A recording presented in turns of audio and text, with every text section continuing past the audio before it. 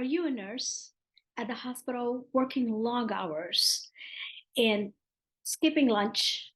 As you are attempting to go use the bathroom, somebody calls you and stops you. You get to take care of that stuff. And before you know, it's been over an hour before you intended to go use the bathroom. Then you go home all exhausted, just grab some fast food and then hit the bed. Does that sound familiar? As a nurse, everyone relies on you to take care of them. It is very important for you to take care of yourself in order to care for others. Work stress can derail your best efforts. It impairs your ability to function your job at the best level that you want to and enjoy your life outside of work. Hey, change makers, are you open to learning how to live a stress free life and also protecting your career and your health?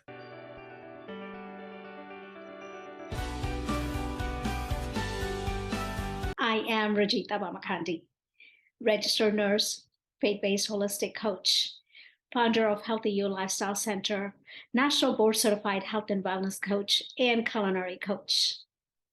If you want to develop healthy habits for life, one step at a time, then click the red subscribe button and the bell icon now. Today we have Dr. Rozina, an executive coach, speaker, and psychiatrist. She helps leaders before they reach the burnout state. She has 26 years of experience as MD psychiatrist.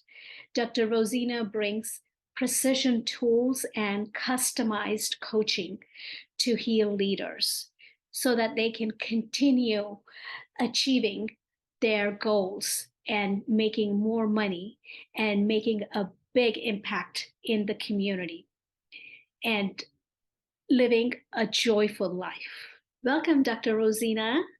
Thank you. Thank you for inviting. Today, I wanted to talk to you about specifically healthcare workers, more focused on nurses. As you know, nurses are overworked and they are very stressed.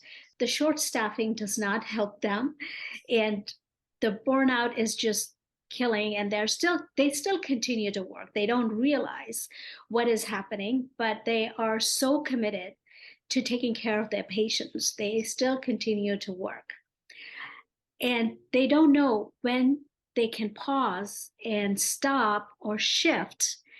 If you can share some of those tools to our nurses in healthcare field, how can they live a healthier life, but at the same time enjoy their work, what they're doing, and also their personal life with their family and have a balance? Yeah, definitely, because nurses are kind of the core of the healthcare team, and patients sometimes like really depend on the nurses to nurse them, nurse them to healing. And if they are burned out and they are stressed out, then they are not able to give their best. And then when you are burned out at work and you go home, then you're more irritable with the family and you're not able to give your best to your family either. And suddenly you start realizing, man, I went in this field to help other people, and I'm kind of losing my passion. And so those are the signs that you really need to take care of yourself, so that you can continue to take care of others on a long-term basis, so that you can maintain that compassion that you give to others. It has to start first with you. You need to also have the compassion for yourself. Yeah, thank you for that. And, as the bedside nurses doing this because of short staffing, things like that, and so most of them, not all, but quite a few of them have like a primary job and then a secondary gig going on. So here there's like hardly any days off. in between. You keep going. So it's like, how is that possible for them to just keep going? And at some point, you're going to hit that burnout point. Is Right. that really worth it? Yeah. Yeah. So let me start with my own story, how I came to realization, because most of us in healthcare profession, we are so compassionate about helping, and then we are a high achievement oriented people, so we keep going, go go go go go go. And then sometimes you say, okay, yes, I can do it. I don't say no, because I can do it, it is in my capacity. um and so I keep on saying yes and yes and yes. And then as the things start building, we don't even realize, because you're not so much connected with our body, we're so focused on everybody else, that many times we don't even realize that our stress level is building up. And so when a few years back, when my stress level was building up,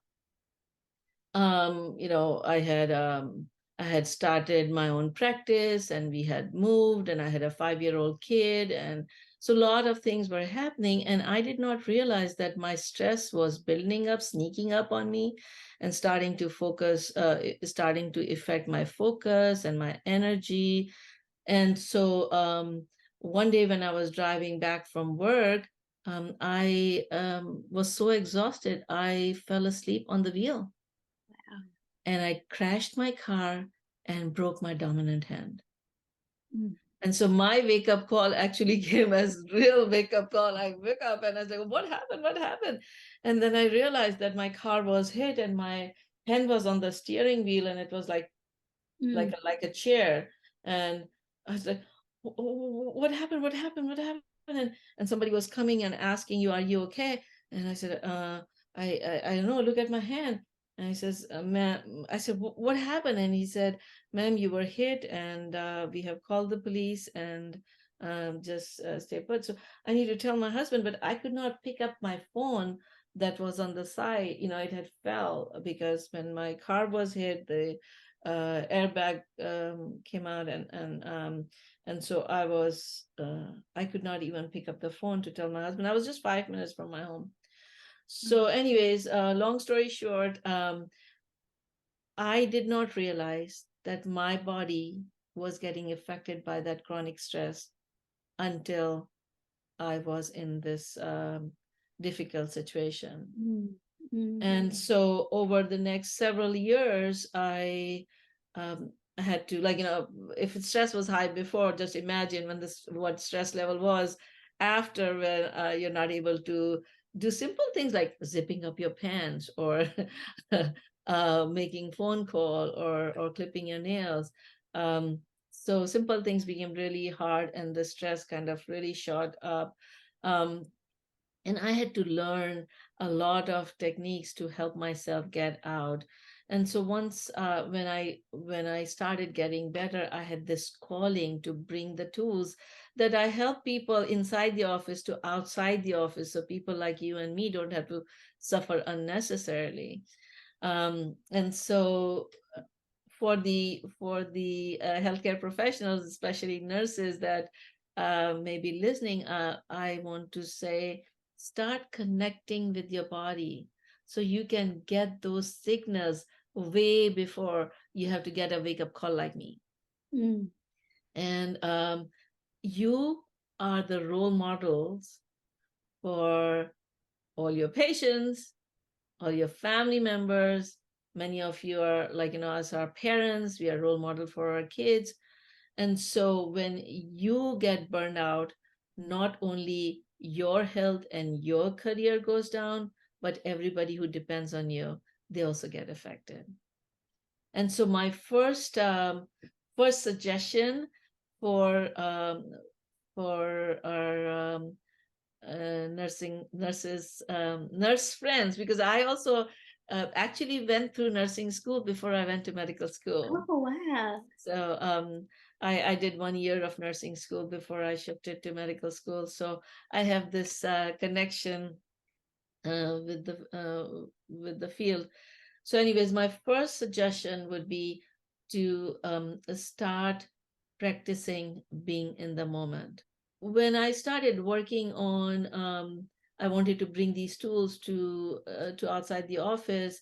I realized that a lot of times people don't even realize that they are at that stress level, because when you're just go go go go go and it's coming onto you, you start feeling a little more irritable.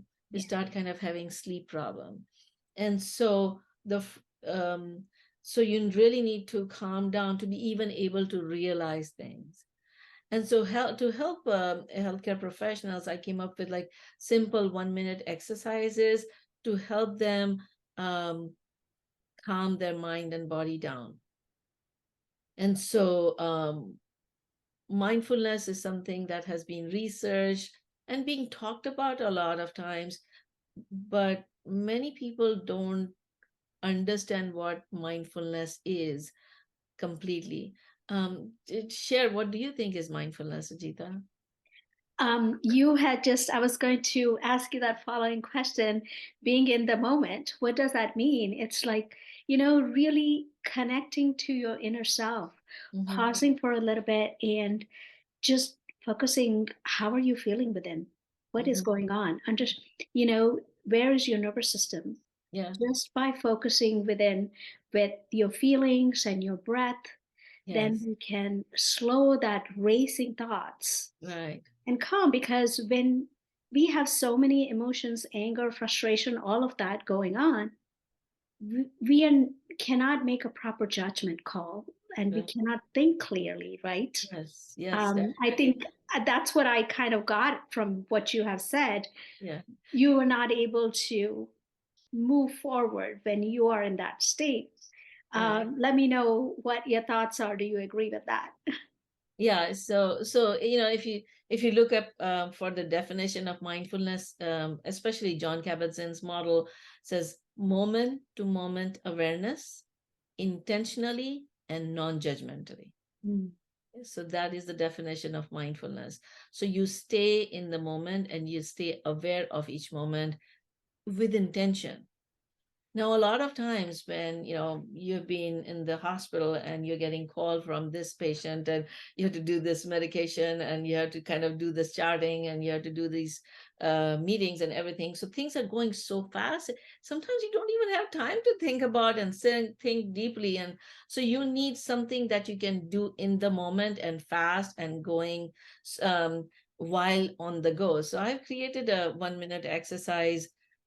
If I walk you through, it may take you Sure. 5 minutes, but you can practice it within a minute, that you can actually do while going from one patient to the other, or one ward to the other, or one meeting to the other, while you're getting out of home or going inside the home.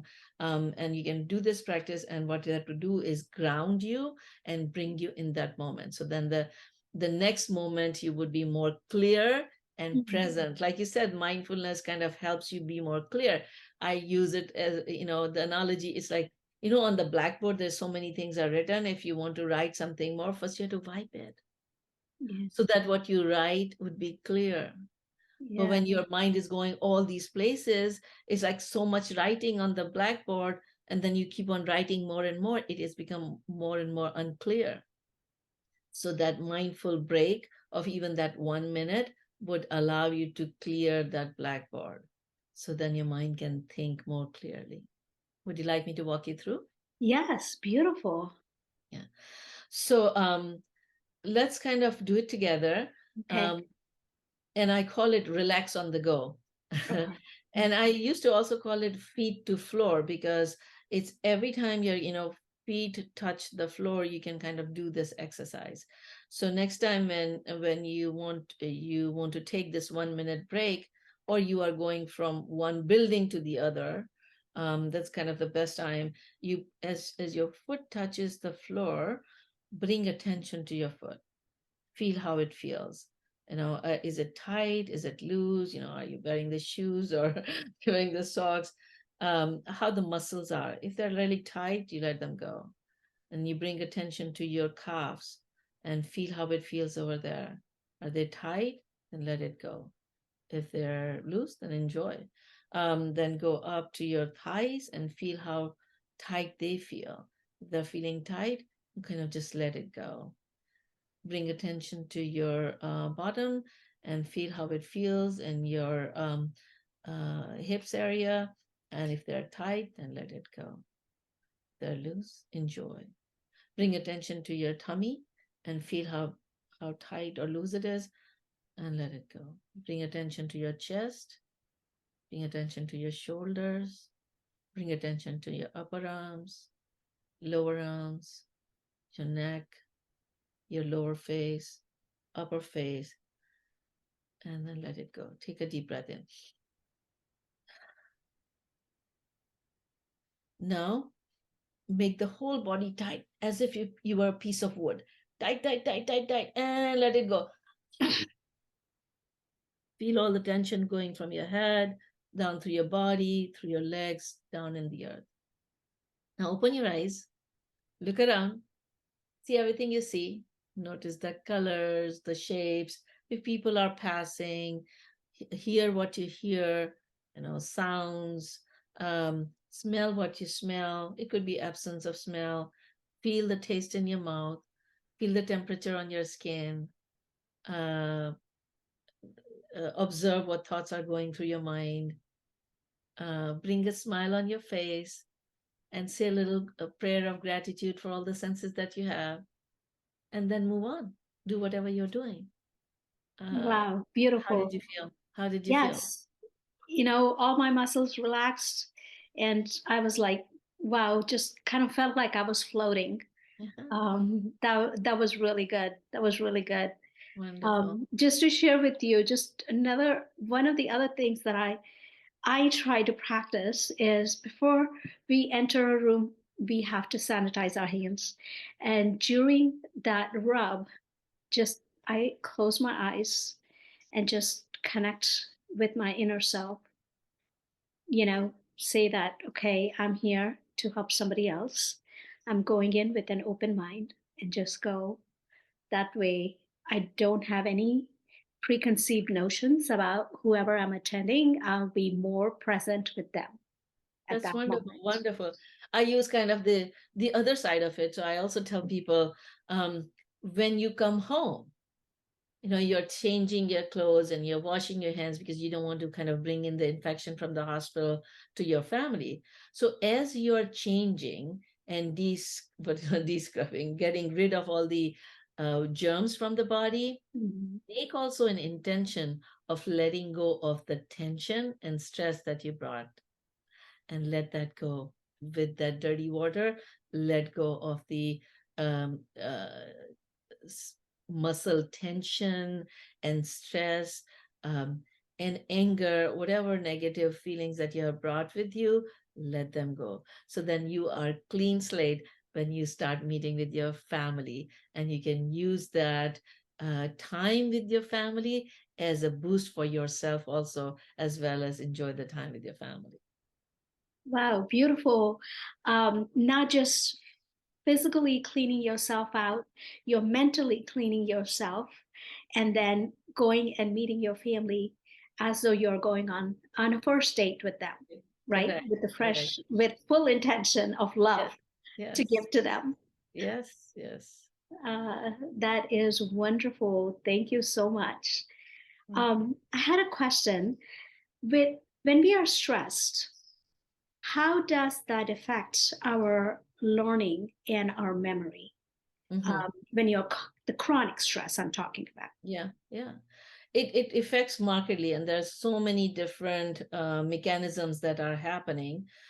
So one of the things that happens with the chronic stress is, um, and let me kind of give you a little bit background.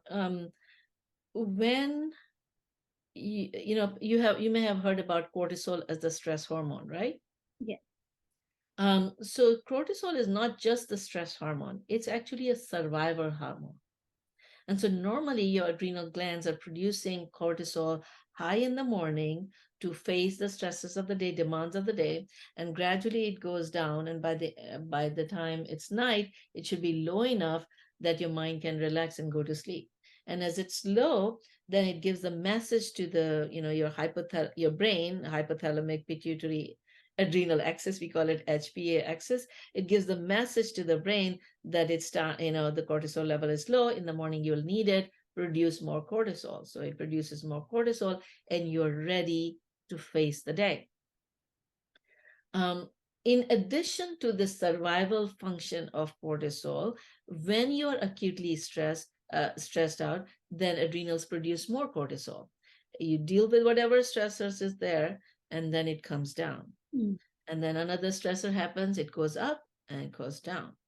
But people who are chronically in stress, like, there's constantly stress, the adrenals is producing cortisol, but it doesn't have the time to go down. So it keeps on producing. Then you start having this straight high cortisol. So you kind of really feel wired all the time. Although you're tired, but you're wired and you're not able to sleep. And as the adrenals keep on doing that on a long-term basis, then if you make a machine work all the time, it's going to start malfunctioning, right? Yeah. So similarly, your adrenal glands would start malfunctioning. That means either they would produce too much when it's not supposed to be, or too little when it is supposed to be. And if you don't have enough this coordination of cortisol, it's not just the cortisol, but because it kind of interacts with all the other hormones in your body, including insulin. Um, and so what happens is that as if if you're constantly stirring up, and when in the morning your cortisol is supposed to go up and it's down, or at night when it is supposed to be down it is up, then what would happen? You'd wake up tired, you won't have enough energy to do the things that you're doing, Mm. and yet at night when it's time to sleep, you won't be able to sleep. And so the secondary effect, so first effect is through the hormones. Okay. So stress is affecting your mental functioning, including your memory and focus, through hormonal dysregulation. The secondary effect would come through the sleep, because now your sleep is affected. And Mm. when you're not sleeping well, then you can't think straight, think really well in the morning. So when you're not sleeping well, and then you go tired through the day, and then next day again the sleep problem, and you're tired through the day, your mental capacity to do all the mental functioning is going to go down. Mm. Third, when you are stressed, either you're eating too much or eating too little. Have you seen that? You start kind of Yes. emotionally eating when you're stressed. And sometimes when you're so wired, you just can't eat because your stomach is not able to tolerate things. And so either you're eating too little or too much. If you're eating too little, you're not getting enough nutrition for your body and your brain, because brain, although it's a small part in your body, it utilizes the maximum number of calories to function. So I think they say, like, the weight of the brain is about 2% of the body weight, but the utilization is 20% of the nutrition. So when your nutrition goes down, then your brain cannot function well. And when you're eating too much, you would think, okay, then you're getting more nutrition. But what is happening is, when you're eating too much, then your body has to work really hard to digest, and your insulin is going up. And again, it creates a lot of haywire. So then your brain kind of gets this sugar buzz, and then it goes down, or the caffeine buzz, and then it goes down. So it kind of goes up and it's kind of really wired, but then it has the crash when you can't think straight. So there are many different ways that the stress is affecting your mental functioning, including your memory, your focus, your problem solving skills, your creativity. Everything gets affected because of stress. Yeah, it's just a vicious cycle. Correct. Um, so your advice is to um, devote some time for yourself, to take care of yourself so that you can care for others, right? Yeah. Sometimes, I use this analogy. Actually, I'll tell you the story. So I was sitting I was traveling somewhere when it was in the times when I was writing my book, Stress to Joy. And so the person who was sitting next to me, we were talking about, how I was sharing all these practical tools for mental fitness in this book, and especially for busy professionals. And so I was asking her, okay, what are some of the things you do? And she was a professional. She had two kids. And she was running her own business, and so there was a lot of pressure on her. And she said, I used to love writing, but since I've been having young kids and my parents are elderly and I'm trying to help them, if I sit down to do my writing, I feel guilty Mhm. because I should be doing something for them. There's so much work that I have to do for them. I feel like, sitting down and doing this is selfish. And so, so, so we were talking about, it's like, okay, if you are driving somewhere and you see that the gas tank is going down, would stopping to fill the gas would make you well, you don't call it selfish, but would it be unwise decision to stop and fill the gas and be late where you're going? Or you should keep trying to go there in time and not fill the gas? What would happen? You may get stuck in the middle of nowhere because you don't have enough gas to reach your destination. So a wise person would say, okay, it's better to be late, but make sure that your tank is filled. Similarly, we have our own inner tank to fill. If our tank is low, then we are not able to reach the destination we want to reach. Yeah. I use the analogy of a bank account. Let's say you have most of the people have bank account. You have a bank account, right? Yeah. So there are withdrawals and there are deposits, right? Yeah. So what happens if your withdrawals are more and your deposits are less? What would happen? It gets empty. Yes, and it go negative, and you're going to get overdraft fees. Similarly, we all have emotional coping account inside us. Okay, Yeah. all the stressors, all the demands on us are withdrawals, and all the things that we do to build ourselves are deposits.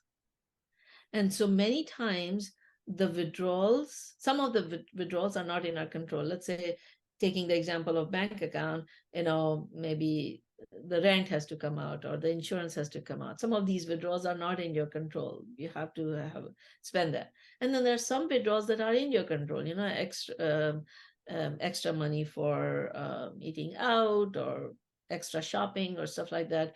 Those are some of the withdrawals that you can control and stop. So if you feel like your emotional coping account level is going down, then maybe you can reduce some of the withdrawals that are in your control. And then to cover the withdrawals that are not in your control, what you can do is add more deposits so that your account doesn't go in negative. Applying it in your emotional situation, when you start you get these signs, you started feeling a little more irritable, or your sleep is disturbed, or you're getting more tense.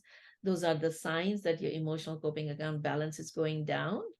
And so as it is going down, you want to make sure that you start putting more deposits. So what are the deposits in your emotional coping account?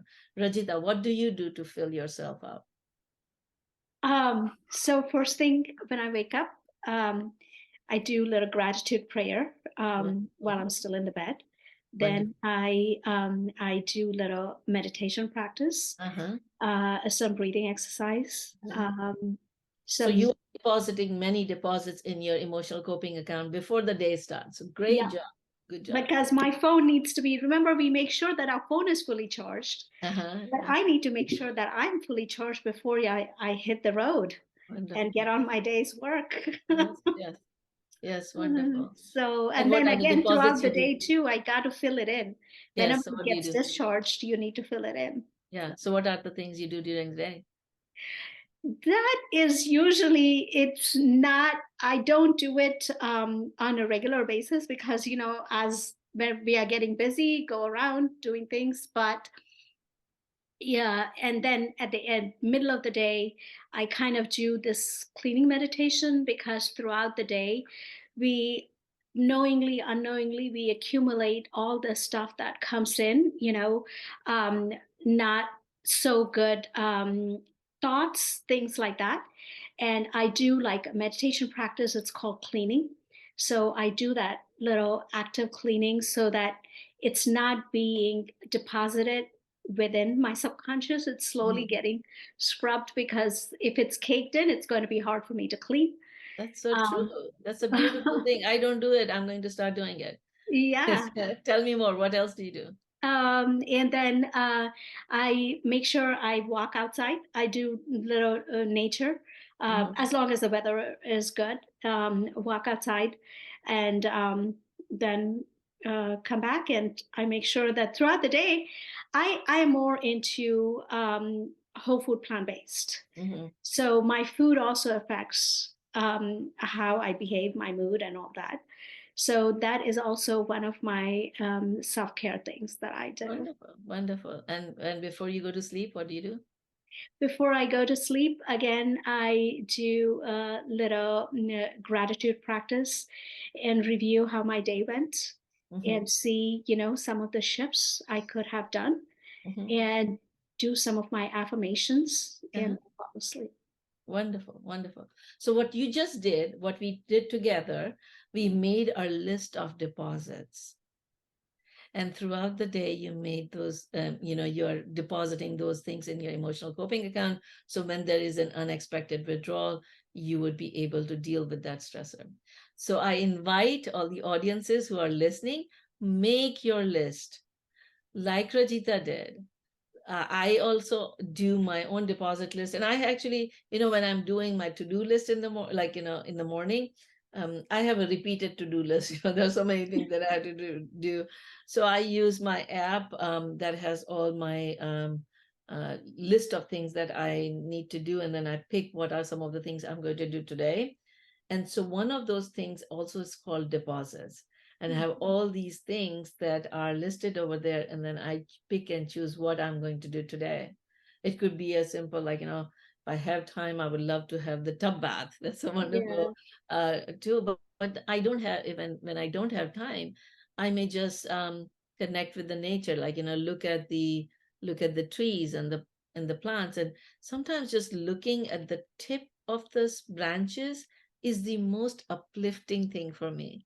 You know Yes. what? Because those small buds on the tip of the plant branches that indicate hope Yes. and growth.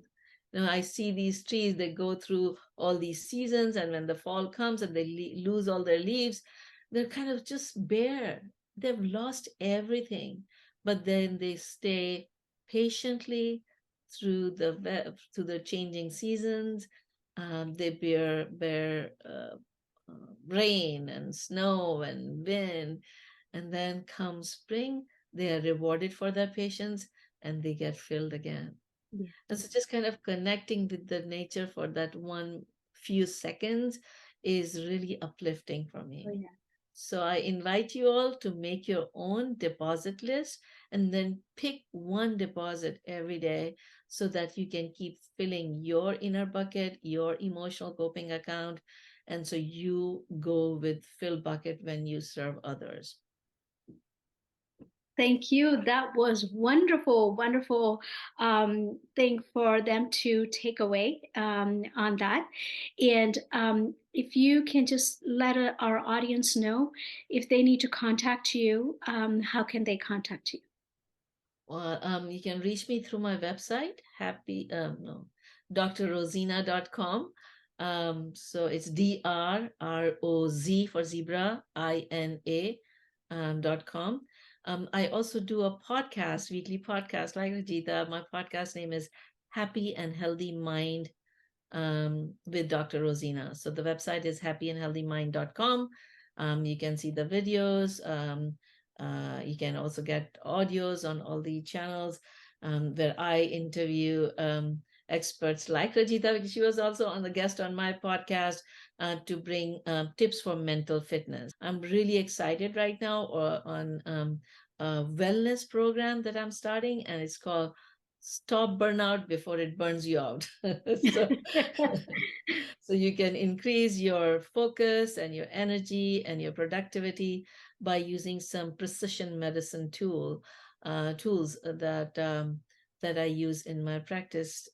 So before I was focused mostly on illness management. I was taking people from illness to wellness, but now I have developed this program for wellness. So if you are well, you can prevent illness from occurring. My goal is to help people in pre-disease and health state so they don't develop the disease. Yeah. Thank you very much for your time. We enjoyed all the tips that you have provided us. Thank you. And if even one person can make some improvement in their life, then my purpose would be fulfilled, because each one of you influence so many other people around you. And so take care of yourself so that you can continue to take care of others on a long-term basis. I am your faith-based holistic coach. Until next time, what is the one micro habit that you are willing to starting today, to relieve that stress and enjoy your professional and personal life?